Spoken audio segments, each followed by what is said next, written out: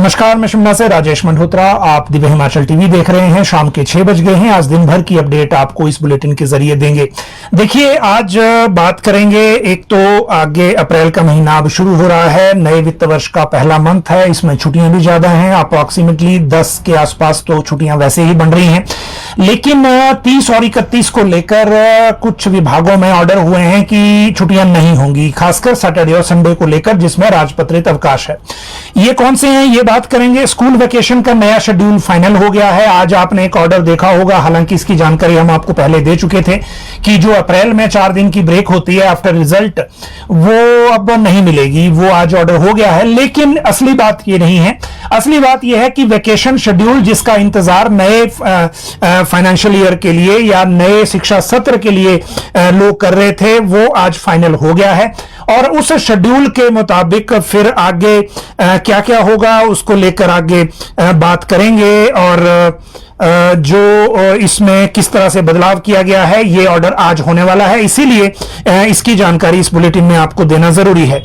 साथ में बात करेंगे टीचर्स को जो जोर का झटका लगा है, और ये झटका है उन टीचर्स के लिए जिन्होंने कोर्ट में केस जीता था 2008-9 की भर्ती को लेकर, और बाद में एम्प्लॉइज एक्ट के कारण पिछले कल उनको ये लाभ क्यों इनका खारिज कर दिया गया है। ये ऑर्डर है एक, और जो एजुकेशन डिपार्टमेंट से रिप्रेजेंटेशन डील करने को लेकर कहा था कोर्ट ने, लेकिन इस रिप्रेजेंटेशन पर जो फैसला हुआ है एम्प्लॉय एक्ट की वजह से, वो बताएंगे आपको। आज तेलंगाना की सरकार के साथ 2 एमओयू सरकार ने किए, और ये एमओयू बिजली प्रोजेक्टों को लेकर थे, लेकिन इसमें सीएम ने एक बड़ी घोषणा की है जिसको लेकर आपको जानकारी देंगे। चीफ सेक्रेटरी एक्सटेंशन का पूरा मामला चर्चा में है, और अचानक ये सब कैसे हुआ, ये भी आपको विस्तार से जानकारी आज देंगे।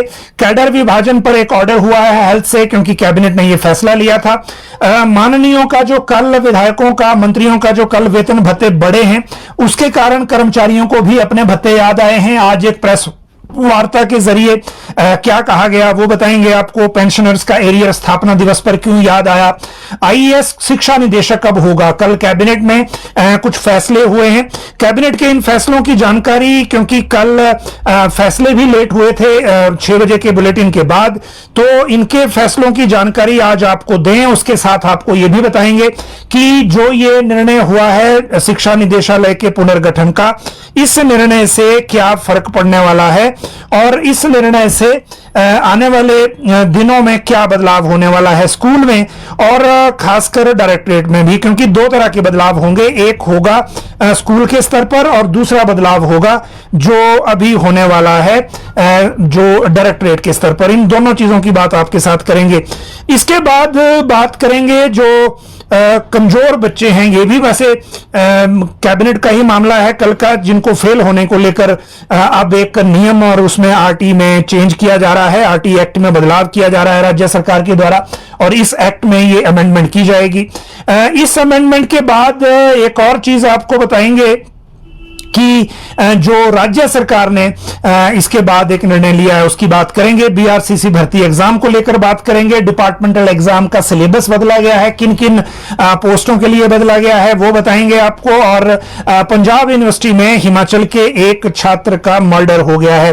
तो ये सारी चीजें हैं जिनको लेकर आपके साथ बात अब करेंगे, और इसी बुलेटिन में एक एक करके इन सब मसलों को लेकर अब चर्चा होगी। सबसे पहले पंजाब यूनिवर्सिटी की घटना की, और इस लड़के का नाम आदित्य ठाकुर है। ये वहां पे पढ़ता था, वहां पर एक म्यूजिकल नाइट थी। उस नाइट के दौरान हरियाणा के सिंगर थे वो हरियाणवी गायक मासूम शर्मा, उनको बुलाया गया था। उसी दौरान ये बैक स्टेज एक झड़प हुई 2 गुटों के बीच में, और इसमें चाकू से इस पे हमला कर दिया गया। ये वहां गिर गया, इसके बाद इसको हॉस्पिटल ले गए, पीजीआई ले गए, लेकिन इसने वहां दम तोड़ दिया। ये इंसिडेंट हुआ है, और ये चंडीगढ़ यूनिवर्सिटी का मामला है। एफआईआर दर्ज हुई है सेक्टर 11 के थाना में, और उसके आगे फिर जो इन्वेस्टिगेशन इसमें चल रही है, उस इन्वेस्टिगेशन के मुताबिक पता चलेगा कि ये पूरा मामला क्या था, क्या कोई गैंगवार थी या कोई रिसेंट ऐसा अपडेट हुई थी। लेकिन मसला वही है कि चाकू से अटैक हुआ है, हमला हुआ है, उसी से मर्डर हुआ है, तो इसमें और चीजें कोई उस तरह की हो सकती हैं।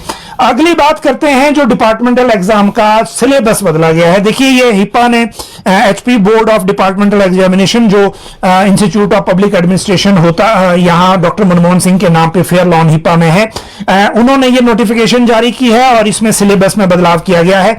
ये सिलेबस बदला है एचएएस और आईएएस के लिए, तहसीलदार नायब तहसीलदार के लिए, स्टेट टैक्स ऑफिसर्स के लिए और जो असिस्टेंट कमिश्नर हैं state taxes and excise department के उनके लिए, पुलिस के लिए और बस ये इन डिपार्टमेंट्स के लिए ये बदलाव हुए हैं। और क्योंकि ये बदलाव इंपॉर्टेंट थे इसीलिए इसकी जानकारी हमने डिपार्टमेंटल एग्जाम की आपके साथ साझा की। जिन जिन वर्गों के ये एग्जाम का सिलेबस चेंज हुआ है उन वर्गों के लिए ये सूचना इंपॉर्टेंट है। बीआरसीसी भर्ती को लेकर बात करें तो बीआरसीसी का जो भर्ती की परीक्षा है उसका शेड्यूल एक आपके सामने आ गया था और ये शेड्यूल पहले जो भर्ती परीक्षा थी उसको चेंज किया गया था और चेंज करने के बाद इसको फिर दोबारा डेट घोषित की गई इसकी 6 अप्रैल को 282 पदों को लेकर। ये पोर्टमोर स्कूल शिमला में इसका सेंटर बनाया गया है और उसी अनुसार अब तैयारियां चल रही हैं पोर्टमोर में इसके एग्जाम को लेने को लेकर। ये बीआरसीसी का जो एग्जाम है ब्लॉक रिसोर्स सेंटर कोऑर्डिनेटर का उसको लेकर ये बात हो रही है।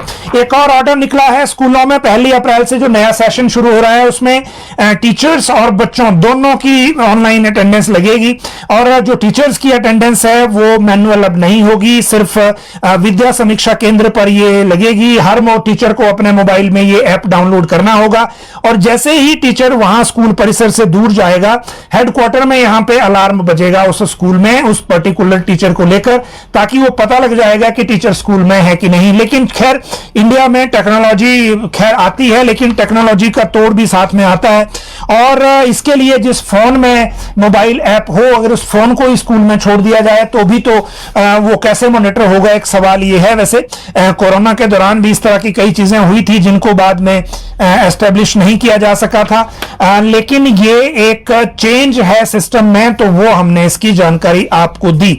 अब बात करते हैं शिक्षा विभाग के जो फैसले हैं कैबिनेट के जिसमें क्या बदलाव होने वाला है, खासकर डायरेक्टरेट को बदलने के बाद या डायरेक्टरेट को मर्ज करने के बाद। जो एक बात कही गई है कि प्री प्राइमरी से +2 तक एक ही शिक्षा निदेशक होंगे। ये अब क्या हुआ है कि जो एलिमेंट्री एजुकेशन डायरेक्टरेट है उसको स्कूल शिक्षा निदेशालय में अपग्रेड कर दिया गया है और इसके बाद जो हायर एजुकेशन वाला है उसको जो सिर्फ कॉलेज के लिए यूनिवर्सिटी के लिए रखा गया है हायर एजुकेशन के लिए। ये तो था सरकार का फैसला। इसमें यह कहा गया कि यह पुनर्गठन सरकार द्वारा किए जा रहे सुधारों का हिस्सा है जिसका उद्देश्य शिक्षा प्रणाली में प्रशासन और दक्षता का सुधार करना है। ये कहा गया है जो कल कैबिनेट का डिसीजन था उसमें। लेकिन बदलाव क्या होगा ये समझने की जरूरत है। अभी जो कैबिनेट में मेमो गया था उसमें बदलाव सिर्फ डायरेक्टरेट के स्तर पर ही पॉइंट्स लिए गए थे। स्कूल के स्तर पर क्या बदलाव होगा वो इसमें अभी पॉइंट्स नहीं लिए गए थे। लेकिन इतना जरूर है कि स्कूलों में इस फैसले के बाद सरकार कंपोजिट स्कूल की व्यवस्था को लागू करना चाह रही है। एक कैंपस में एक ही स्कूल हेड हो, मतलब एलिमेंट्री का विंग अलग ना हो, हायर का अलग ना हो, इस कारण एक ही जो हेड है वो उसका हो और कंपोजिट स्कूल की व्यवस्था हो ताकि रिसोर्सेज से लेकर बाकी सारी चीजें इस्तेमाल की जा सके और उनका बेहतर प्रयोग उस तरह से हो सके, चाहे वो संसाधन ग्राउंड और बिल्डिंग को लेकर हो या लैब या बाकी चीजों को टीचर्स को लेकर हो, जो ह्यूमन रिसोर्स है उसको लेकर हो। तो एक तो मकसद ये है। लेकिन डायरेक्टरेट के स्तर पर अब प्री प्राइमरी से +2 तक एक डायरेक्टर होगा, आईएएस कैडर का होगा। इसके लिए आईएएस कैडर में एक और पोस्ट ऐड की जा रही है। वर्तमान में जो एलिमेंट्री डायरेक्टर की पोस्ट है वो डायरेक्ट आईएएस की नहीं है वैसे, लेकिन अभी इनको इस कैडर में ऐड किया जा रहा है। इनके नीचे 3 एडिशनल डायरेक्टर होंगे या एक ज्वाइंट डायरेक्टर उसमें हो सकता है। इसमें एक एचएएस का होगा, 2 डिपार्टमेंटल हो सकते हैं और इनको एक को एलिमेंट्री विंग दिया जाएगा, एक को 7वीं से 12वीं का दिया जाएगा और एक को एस्टेब्लिशमेंट दिया जाएगा। जो कैबिनेट में मेमो गया था वो इसी ब्रेकअप के साथ था। लेकिन इसके साथ जो दूसरी बात है इसमें वो ये है कि जो फील्ड में अभी सेटअप है डायरेक्टर एलिमेंट्री और डायरेक्टर हायर, उस सेटअप को ऐसे ही रखा जाएगा। सिर्फ एलिमेंट्री वाले का जो स्कोप है वो थोड़ा बढ़ जाएगा और उसको अभी नहीं छेड़ा जाएगा। पहले डायरेक्टरेट स्तर पर चीजें ठीक हो जाएं, उसके बाद फिर जो स्कूल लेवल पर इसकी व्यवस्था को उसी तरह से आगे देखा जाएगा। दूसरी चीज, कमजोर बच्चे फेल होंगे। देखिए, बच्चों को फेल करना हालांकि मकसद नहीं होना चाहिए, लेकिन आरटीई का जो एक एक्ट है उसकी वजह से जो ऑटोमेटिक अपग्रेडेशन है अगली क्लास में, उसके कारण ये दिक्कत आ रही है कि बच्चे जो हैं वो सीरियस नहीं हो रहे, एग्जाम का डर खत्म हो गया और क्वालिटी गिर रही है। डायरेक्टली जब वो 9वीं कक्षा में बच्चा आता है तो पता लगता है कि उसका लर्निंग लेवल कितना खराब है। इसीलिए सरकार ने वर्तमान सत्र से ही ये व्यवस्था कर दी थी कि 5वीं और 8वीं कक्षा में जो कोर सब्जेक्ट हैं, हिंदी इंग्लिश और साइंस, उसमें अगर जो बच्चा कमजोर है, जिनके पास मार्क्स नहीं है, उनको रिटेन कर लिया जाए। 2 महीने के बाद उनको दोबारा पढ़ाने के बाद 2 महीने के बाद उनके द्वारा एग्जाम हो और फिर उनको अगली कक्षा में अपग्रेड किया जाए। लेकिन ये ऑर्डर सिर्फ कागजी था, मैंने आपको पहले भी बताया था। प्रैक्टिकल इसका इफेक्ट स्कूलों में नहीं है। हमने इसको कई जगह से क्रॉस चेक किया और प्रैक्टिकल इफेक्ट इसलिए नहीं है कि टीचर्स को लगता है कि अगर अभी एक क्लास में 6 या 10 बच्चों को इसमें रिटेन कर लिया और उनको 2 महीने के लिए रोक के दोबारा एग्जाम लिया तो उनका ही काम बढ़ेगा। एक तो उनको दोबारा से उनको पढ़ाना पड़ेगा, फिर दोबारा उनका एग्जाम लेना पड़ेगा, तो टीचर पर ही सारी चीजें आती हैं।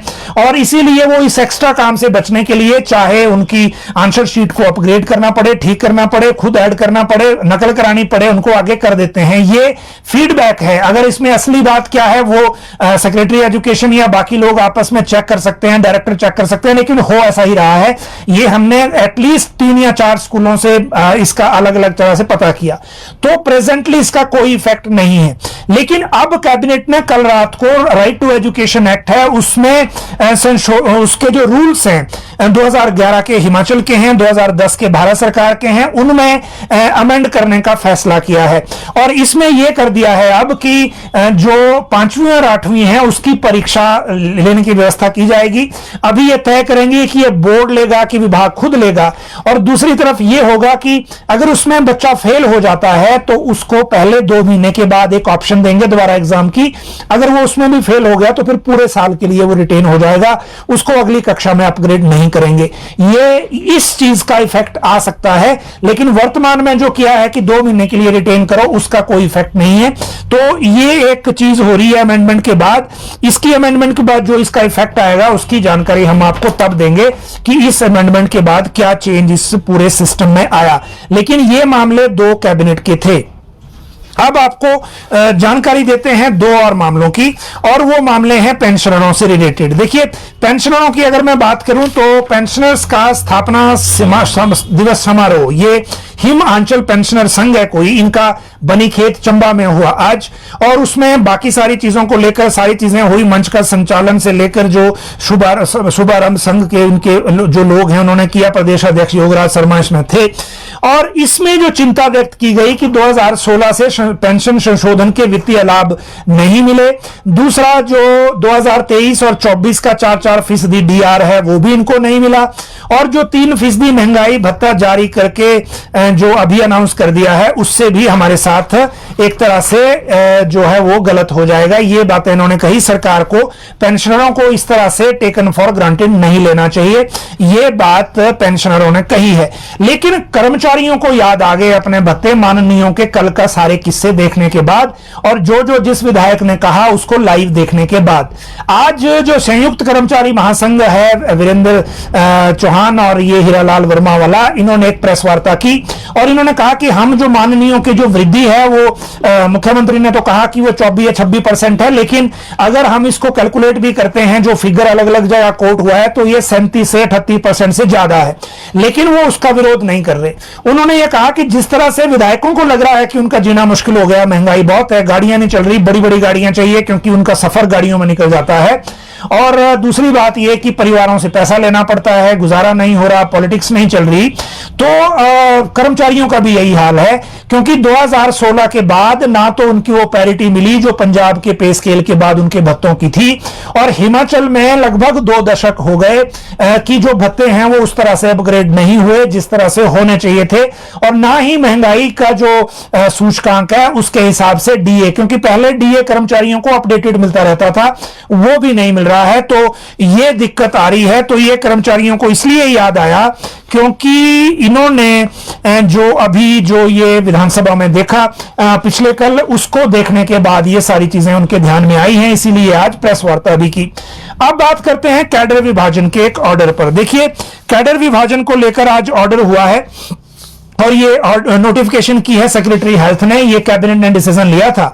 डीएचएस और डीएमई कैडर जो है, डायरेक्टर हेल्थ सर्विसेज जो स्वास्थ्य निदेशक हैं, और director medical education and research जो डीएमई जिसको कहते हैं, जिनके पास सिर्फ मेडिकल कॉलेज हैं। अब इसमें क्या कर दिया कि जो टोटल स्टाफ है paramedical, nursing, ministerial and class 4 जो इनके सहयोगी स्टाफ है, उसमें 14,573 पद दे दिए डीएचएस को और 5,002 पद दे दिए डीएमई को। अब डीएमई को जो ज्यादा पद मिले हैं, एक मिला स्टाफ नर्स में क्योंकि 1922 डीएचएस में है, स्टाफ नर्स में 1996 डीएमई को है क्योंकि इनके पास मेडिकल कॉलेज हैं। बाकी लैब असिस्टेंट भी इनके पास ज्यादा हैं, ओटीए हैं, सीएसएसडी सुपरवाइजर हैं, डाइटिशियन है और फिजियोथेरेपिस्ट हैं। फिर जो स्टेनोटाइपिस्ट और जूनियर स्टेनोग्राफर हैं, ये भी इनके पास ज्यादा हैं। बाकी सारी चीज जो स्टाफ है वो डीएचएस के पास ज्यादा है। नई बात यह है कि अब जब पद अनाउंस कर दिए हैं तो इसके बाद सभी कर्मचारियों से विकल्प लिया जाएगा कि वो किस कैडर में जाना चाहते हैं। जहां एक पद के अंगे ज्यादा विकल्प होंगे, ऑप्शन होंगे, वहां सीनियर मोस्ट कर्मचारी को लिया जाएगा, बाकी जो है दूसरे कैडर में ही रहने दिए जाएंगे।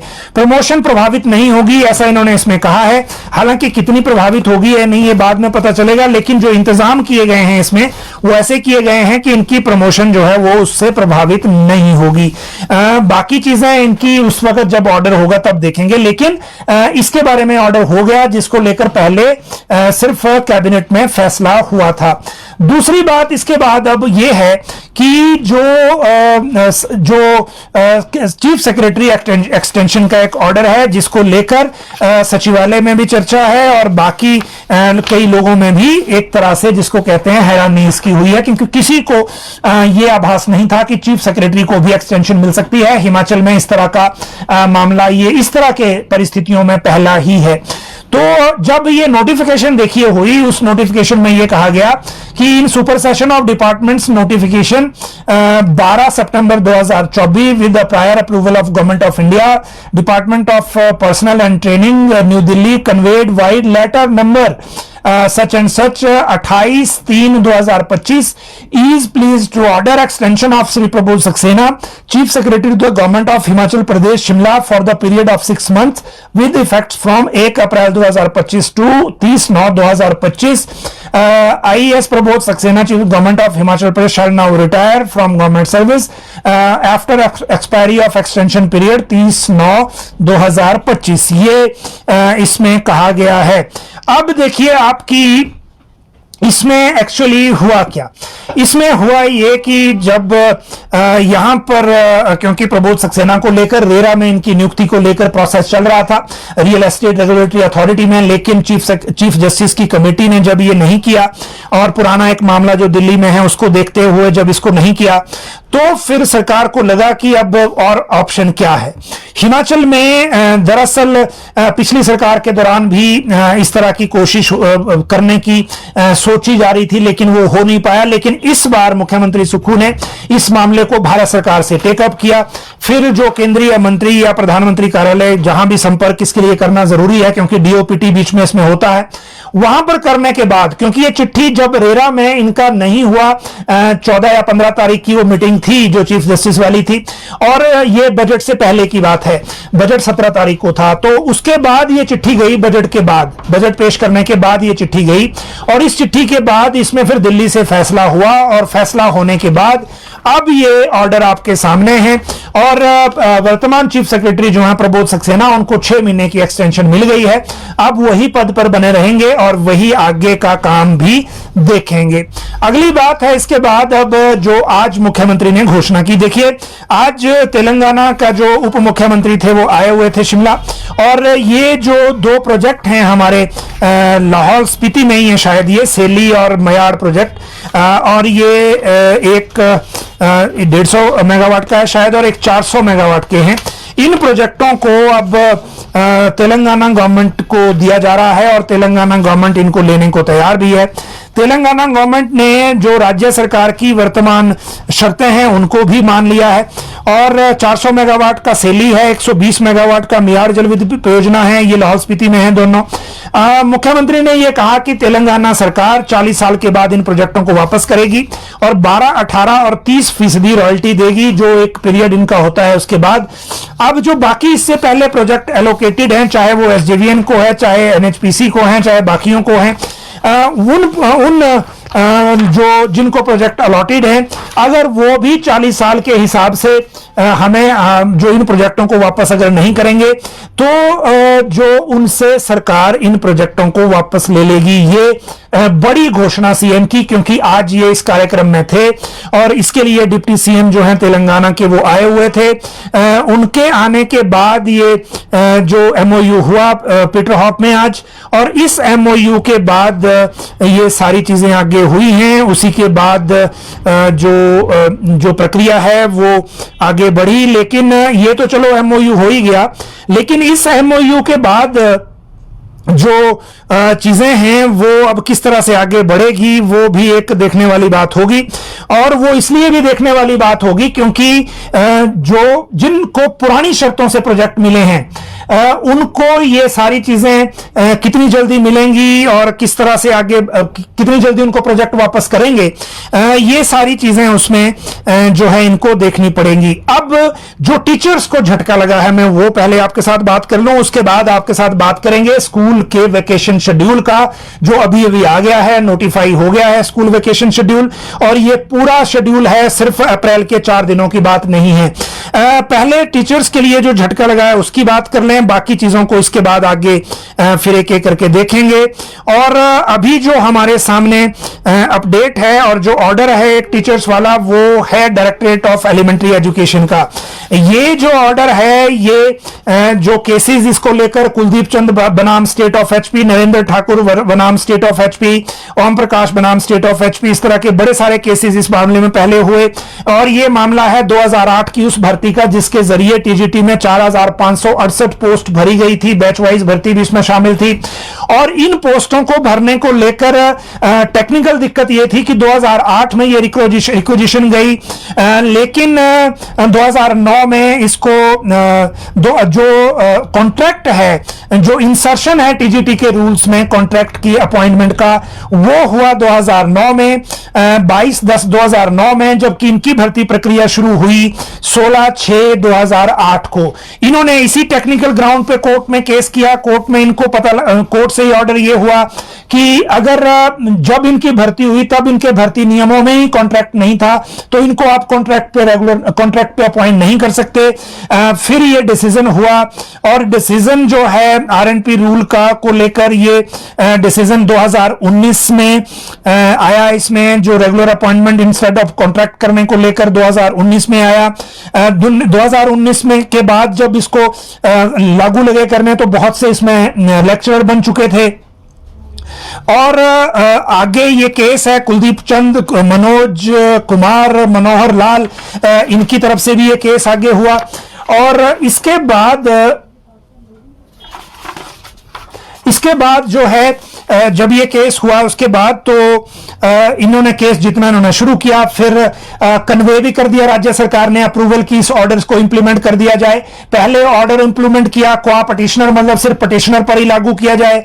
Other than petitioner similar situated cases में एडवोकेट जनरल को कहा गया कि उनसे राय ली जाए। एडवोकेट जनरल से राय ली गई। एडवोकेट जनरल ने कहा कि decide the representation if any in accordance with law as laid down qua including notional benefit for fence sitter. जब ये चीजें हो गई तो फिर सेक्रेटरी एजुकेशन ने भी आगे ऑर्डर कर दिए कि इनको ये लाभ दे दिया जाए।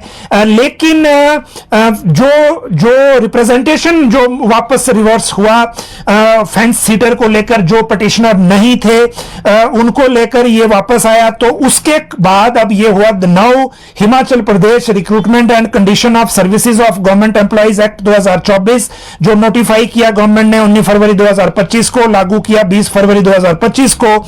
उसमें यह कहा गया है कि जो सर्विस बेनिफिट हैं एक्सटेंशन के, वो सिर्फ कॉन्ट्रैक्ट के नहीं, रेगुलर के नहीं मिलेंगे जब तक आप रेगुलर नहीं हैं। दूसरा जो अमेंडमेंट जो है कॉलम 10 में, उसके लिए कहा गया notwithstanding anything contain in the judgment by decree और order of any court, law, rule, notification, order for the period commencing on and from 12 दिसंबर 2003 जो लागू नहीं होगा, उसके कारण in view of the fact stated here and above I am the considered view the petitioners of those petitions which are decided on analogy of Kuldeep Chand and बाकी जो भी इसमें दिया गया, whose services have been regularized after 12 दिसंबर 2003 cannot be considered deemed regularized from the date of their initial appointment। इसीलिए इनको कोई लाभ आगे सीनियरिटी प्रमोशन का नहीं मिलेगा, इसीलिए इनके रिप्रेजेंटेशन रिजेक्ट किए जाते हैं। और ये भी आगे कर दिया, it is further order that if any such benefit have been extended to any persons shall stand withdrawn with immediate effect.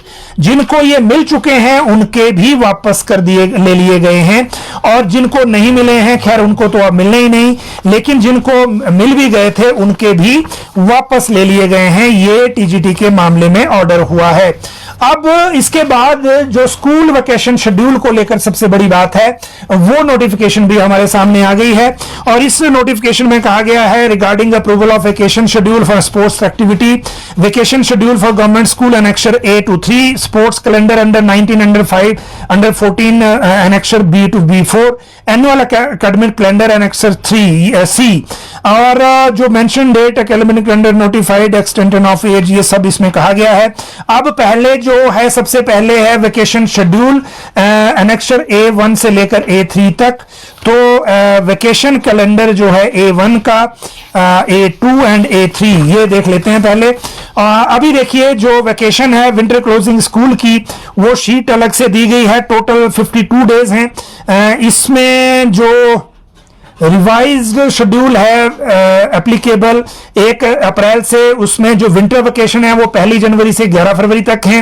Monsoon break 7 अगस्त से 12 अगस्त तक है। फेस्टिवल ब्रेक 2 दिन दिवाली से पहले और बाद के लिए है। और जो विंटर वेकेशन में 1 जनवरी से 11 फरवरी तक है। मॉनसून ब्रेक 7 अगस्त से 12 अगस्त तक है, और दिवाली सेम वैसे ही है। ये है किन्नौर, पांगी, भरमौर, चंबा के लिए। फिर ट्राइबल एरियाज के लिए इसमें अलग से प्रोविजन है। जहां तक बात एनेक्सर 2 है वेकेशन कैलेंडर, ये समर क्लोजिंग स्कूलों के लिए है। इसमें भी 52 डेज हैं, लेकिन जो समर ब्रेक इनकी 1 जून से 8 जून है। मॉनसून ब्रेक 12 जुलाई से 12 अगस्त तक है, और फेस्टिवल ब्रेक 2 दिन की, 2 दिवाली और उससे 4 दिन की है, दिवाली से आगे पीछे 2 दिन की। और विंटर ब्रेक 1 जनवरी से 8 जनवरी तक है। बाकी जो सब डिवीजन नालागढ़, फतेहपुर, नगरोटा और इस तरह के पौंटा से लेकर हैं, उनमें थोड़ा चेंज है, वो आप कल विस्तार से अखबार में देख सकते हैं। फिर वेकेशन कैलेंडर एनेक्सर 3 ये है summer and winter closing school Kullu district के। इनको जो 14 दिन मिलेंगे 1 जनवरी से 14 जनवरी तक के। फिर 20 जुलाई से 12 अगस्त तक के 26 दिन मिलेंगे। फिर दशहरे के 8 दिन मिलेंगे इनको दशहरे के लिए, और 2 दिन मिलेंगे इनको दिवाली, और उसके लिए 4 दिन इनको अलग से मिलेंगे। तो ये 52 दिन उनके वो हैं। बाकी और भी बड़ा विस्तार से ये ऑर्डर हुआ है, लेकिन इसके बारे में जानकारी आपको जो है कल अखबार में ही मिल पाएगी। अभी जो शेड्यूल है वही है, लेकिन जो 1 से 4 अप्रैल की छुट्टियां थी उनको भी सरकार ने बंद कर दिया है। अब वो छुट्टियां नहीं होंगी, और वो ऑर्डर भी वैसे पहले हमने आपको बता दिया था, लेकिन आज ये ऑर्डर आ गया है, और इसकी जानकारी मैंने आपको वैसे पहले दे दी थी। ऑर्डर ये आज आया है। एक बात जो है अब अप्रैल की छुट्टियों को लेकर, देखिए अप्रैल में 9-10 छुट्टियां तो वैसे ही बन रही थी पूरे महीने में जो राजपत्रित अवकाश हैं। 14 अप्रैल को भारत सरकार ने पूरे देश में अंबेडकर जयंती की छुट्टी कर दी है। प्राइवेट इंडस्ट्रियल एस्टेब्लिशमेंट में भी, सरकारी में तो ये हिमाचल में होती ही है। लेकिन इसके साथ जो इंपॉर्टेंट चीज है वो है कुछ विभागों में कल और परसों भी छुट्टी नहीं है, और ये है excise and taxation. Exact department का नाम हो गया है department of state taxes and excise.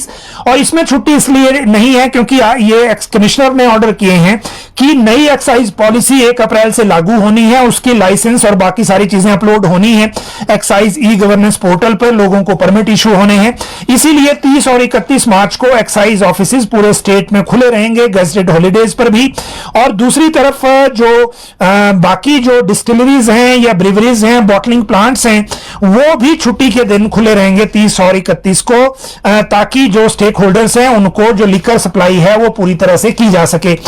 तो तो ये इनकी छुट्टी खत्म हुई है, छुट्टियां बाकी शेड्यूल एजुकेशन का हो गया है।